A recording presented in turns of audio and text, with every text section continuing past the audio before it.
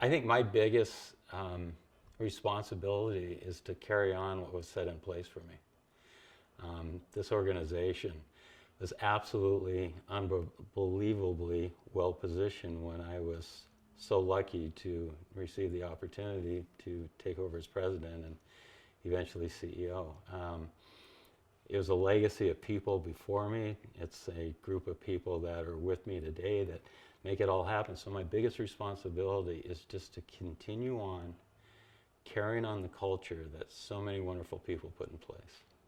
I had met with Bill and Hal and the group several times when Tana and I would come back for the holidays to Livingston, or we'd come over here to see our friends. And I never expected to always stay in banking, but I didn't know anything else, so I figured I better start talking to some bankers. But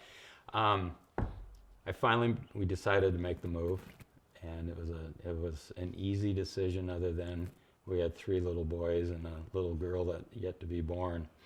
So it complicated things a little bit. I'll never forget when we came back up, I called Bill finally. I said, Bill, Bank of America just got bought by Nations Bank.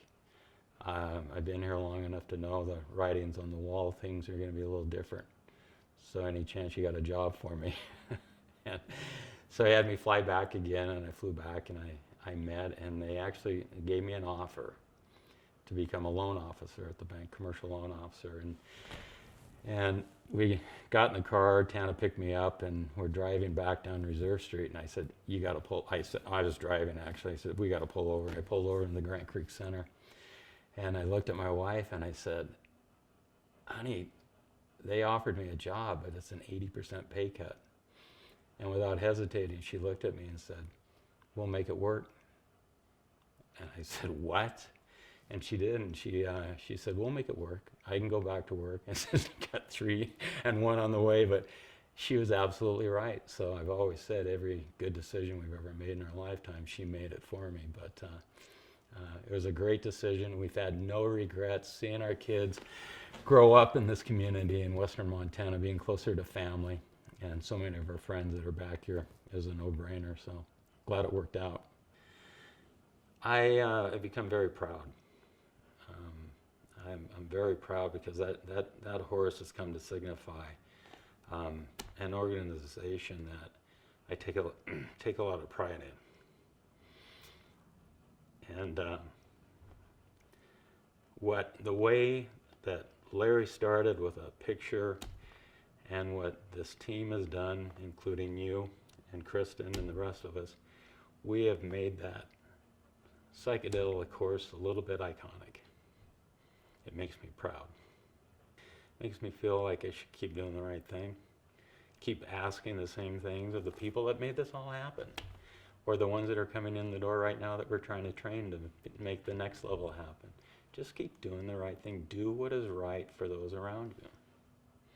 And that's kind of what that horse has become we all become to know it as. The recipe for continuing what we've done over the last 50 years is keep finding and bringing on people that have made it work over the last 50 years. And these people are ones that care, that ones that have taken personal responsibilities, not only for themselves, but take pride in what they do day in and day out.